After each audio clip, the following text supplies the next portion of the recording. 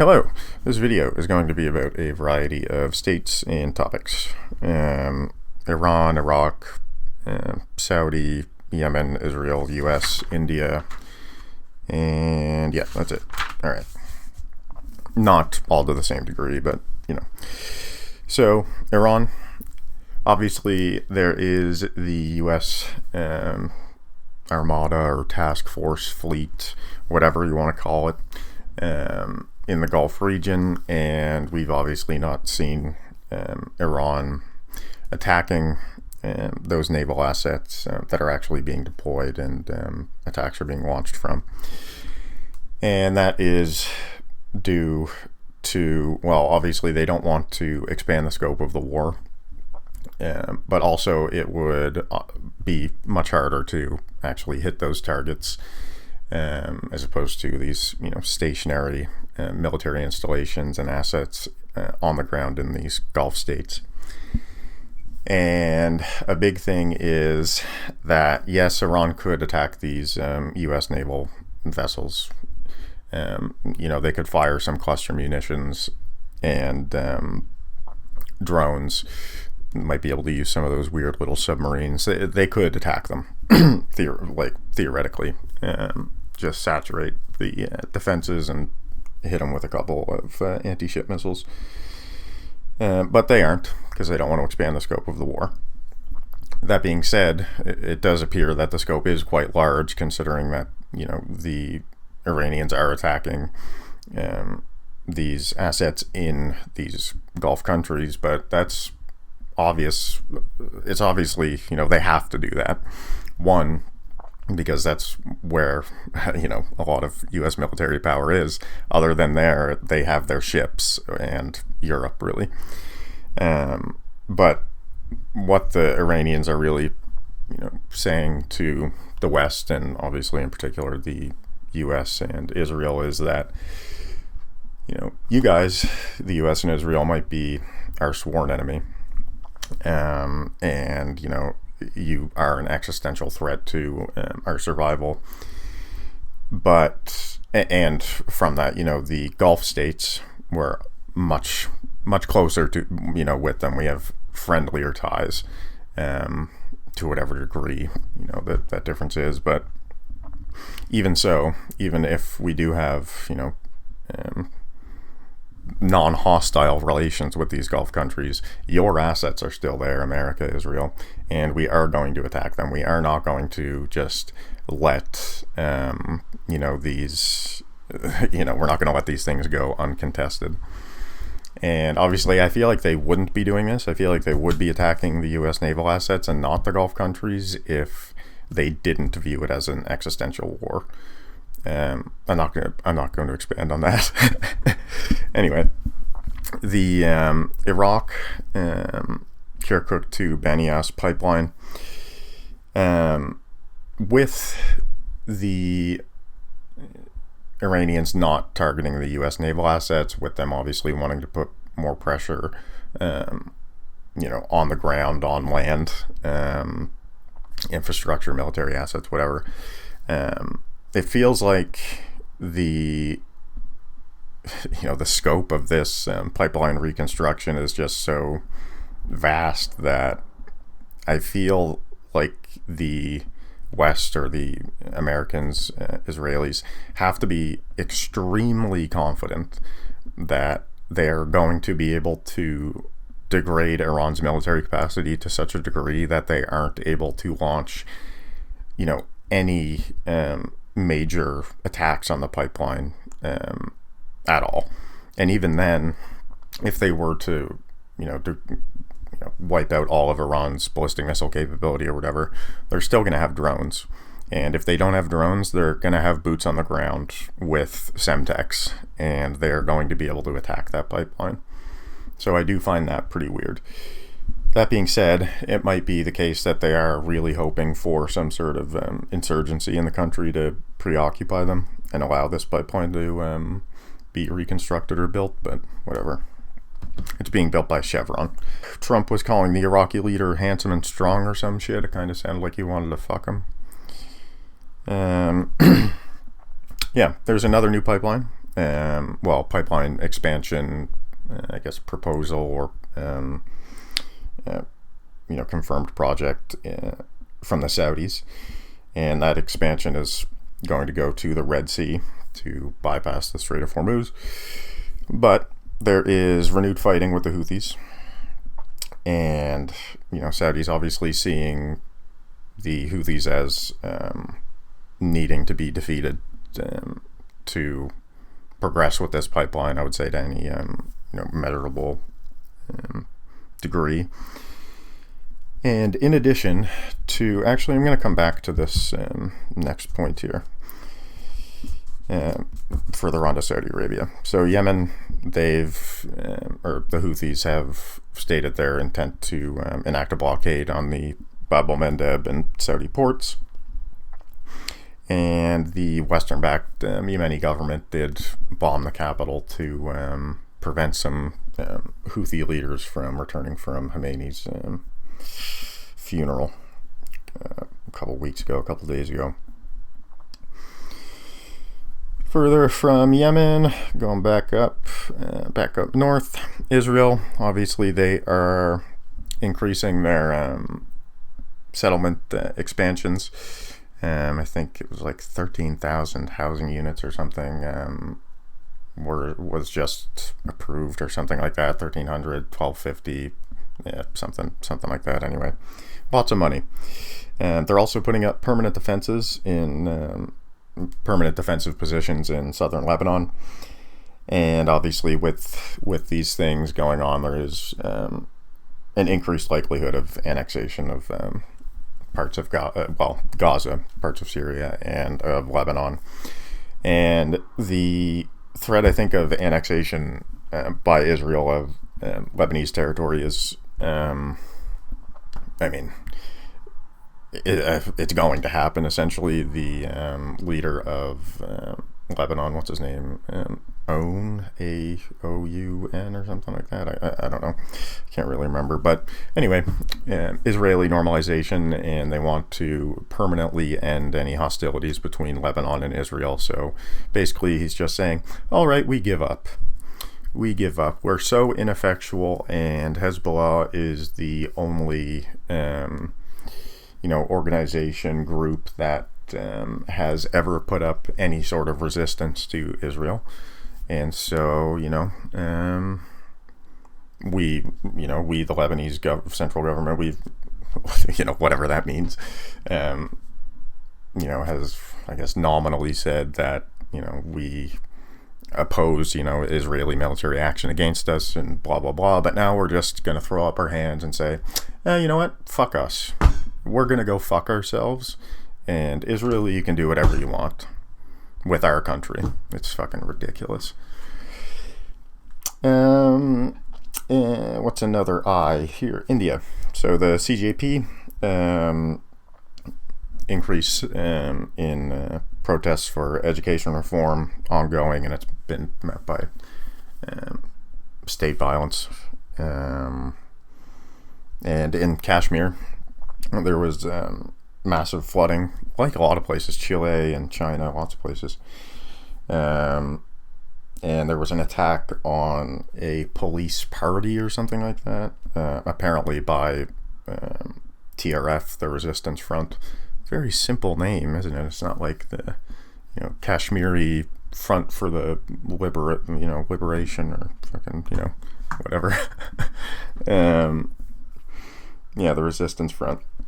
That's in India-administered Kashmir. And in Pakistani-administered Kashmir, they're increasing desire to gain independence and such. So, yeah. Now I'm going to go back to Saudi Arabia and the U.S. So, first, I'm going to go to the U.S. Contrary to what a lot of people think, I really don't think that the Iran war is to cover up Epstein or the Epstein files, anything like that, because Trump and the GOP and the Democrats know that if these files were to be released in in a fashion, in an unredacted fashion, that would actually show who and what was, what was done and who done it. That would essentially just destroy the American governmental institutions, both GOP and Democrats.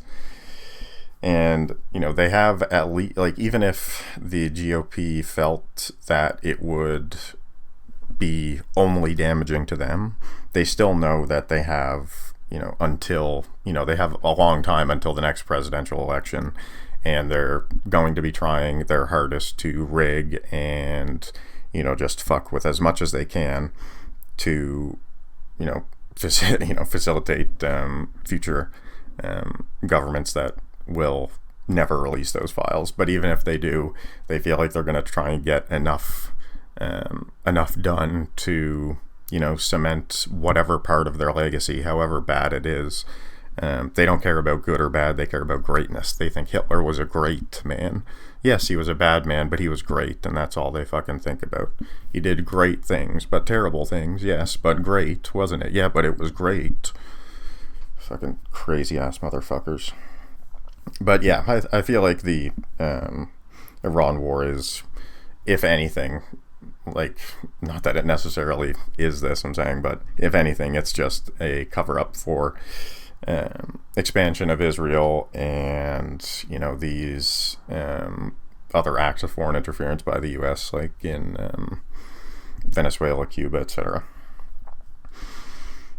And additionally, to do with the U.S., they have signed a nuclear deal, or are going to. It was announced, I think, yesterday, with Saudi Arabia. And so the first article I saw was from France 24, and they said that this deal was going to allow Saudi Arabia to enrich uranium. And in this deal, there would be technology transfers from the U.S. To Saudi Arabia. And they're saying this is a civilian program. They've been on this for a while. But the one thing is, at a time like this, the civilian, quote-unquote civilian, nature of the program is obviously called into question. And more concerning is the fact that Trump said that this deal will reinforce non-proliferation. Now, I don't know how a civilian program will necessarily reinforce non-proliferation, other than if it's not a civilian program. And, this deal could allow, covertly for the Saudis to develop or obtain nuclear weapons. And in terms of, reinforcing non-proliferation, this would give the U.S. Kind of an out for Israel and Iran, or just the Middle East in general, because now we have the Saudi Arabia, nuke situation that can, in theory, launch retaliatory or decapitation strikes against Israel, or, obviously Iran. Iran doesn't have nukes, but, regardless, it kind of would give the U.S. A backdoor for getting out of the Israeli sphere. So, yeah, it's very strange. Also, the U.S. keeps on saying Iran's begging for a deal. Rubio just said they want a deal, but those in charge break or change it. Yeah, but that means, like, if you're not talking to the people in charge and you're not making a deal with those in charge, but you're saying that they're breaking this deal, like, who wants this deal so bad? Who the fuck are you talking to? Oh, they keep on breaking this deal. It's like, what fucking deal? You're like passing around blank pieces of paper and fucking saying, oh, yep, here's the deal. And then when they do something you don't like, it's just fucking retarded, bro. Anyway, further on from the U.S., they are, just moving my mic around, they are trying to dismantle the ICC. And, with this, I mean, it's one of obviously many things over the past several years that point to this, but I would think that the U.S. is on on the descent. They've fallen down on a very slippery slope, and they're going to end up in the fascist cesspit. They're trying to dismantle the ICC, and yet they talk about international law and rules and all this fucking stupid shit, but then they want to dismantle the institutions that actually give definition to those things and are able to to whatever degree enforce those things. And I have a couple points here just regarding this dissent. So I have how many points? 1, 2, 3, like 10-ish. Some of them kind of overlap, but I'm going to start. 1, obviously demonize and destroy international law. Of course, this is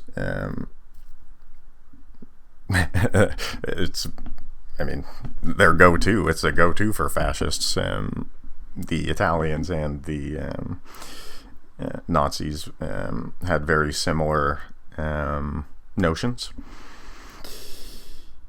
And yeah, so there's a second point. The U.S. is creating a boogeyman enemy with left-wing terrorists and Iran and all of this, immigrants, all of this shit, while they allow right-wing terrorists and the like to remain unmolested. And this is very much obviously the Germans had the Jews and the communists and whatever, just by extension from the quote unquote the Jews. The Italians had they really did have to make up boogeymen. Like they just kind of, if they knew that some group was going to be committing a bombing or something, they would essentially just let them do it and then arrest them and make everybody who witnessed it super scared, and oh yeah, the state's so good, because nobody could fucking read. So yeah, that's a big thing too. The Italians, their fascism was really built on the back of a bunch of fucking idiots, anyway, uneducated people, and just a climate of fear and having everybody always watching and not really knowing where was safe. Nowhere safe, but everywhere safe, but nowhere safe. Another point is they're making a narrative that paints other nations as being existential threats to the U.S., obviously, Iran, Russia, China. 4, there's an increasing idea that there's some myth or destiny that the U.S. has lost or must try harder to achieve. Holy Roman Empire, obviously, for the Italians. And then for the Germans, it was this this Third Reich and these habits and just little rituals, not so much really occult stuff necessarily, but they kind of just brought as much as they could into their ideology to try and just make it as broad as possible. 5, framing the other as epitomizing evil. Iran, they whatever, they just want nukes to kill Jews. You know what I mean? 6, there is obviously an erosion of checks and balances on of the executive power in the U.S. And I think it was just yesterday or a couple days ago, as of then, Trump can essentially fire anybody in the executive branch without reason, save for the Federal Reserve. 7, and they're attacking education, history, truth, memory.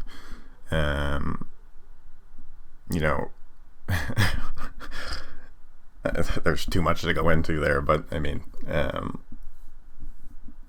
yeah.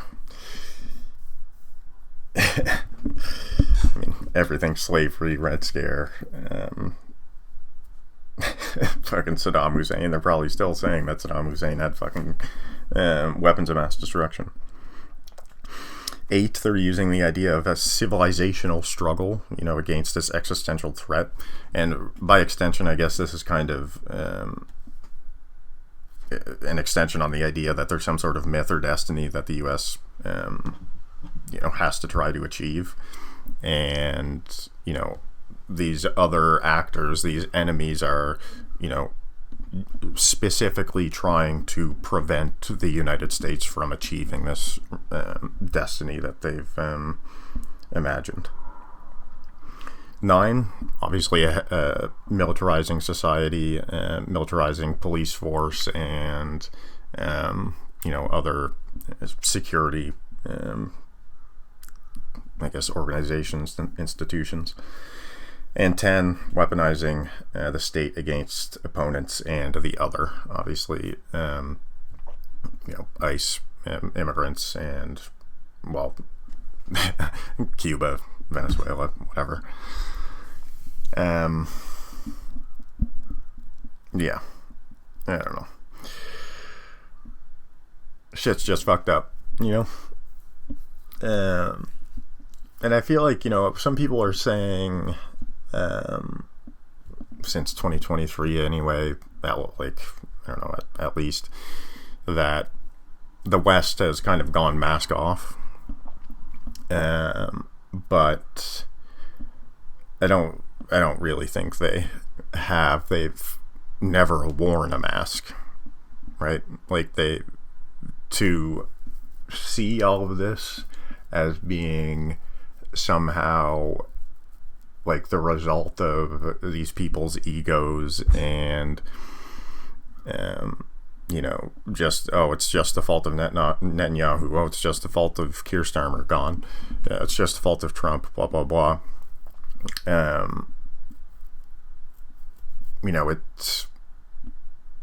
It isn't like this. These things were going to happen. The writing was on the wall, and I don't know. It's just incredibly frustrating to,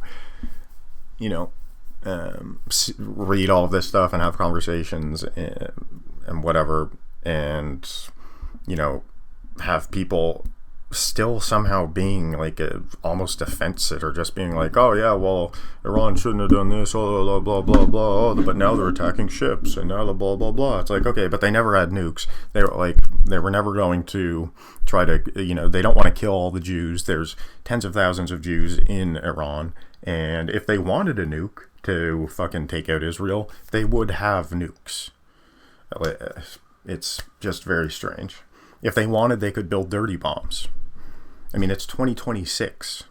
Like, I could probably build a nuke if I had the fissile material and, all of the, I guess it would be very difficult, given, timing and stuff. But, I mean, I feel like people there's a massive misconception about how difficult it is to make a nuclear weapon. You just need some uranium, maybe some plutonium, maybe some, lithium deuteride, and then maybe some natural uranium, and a fuckload of high explosives and blasting caps and wires. You literally just put a fuck ton of high explosives around a ball of fissile material and blow it up all at the same time. And that's a nuke. It's not hard. That's not a threat. Anyway, yeah. Death to America. Bye-bye.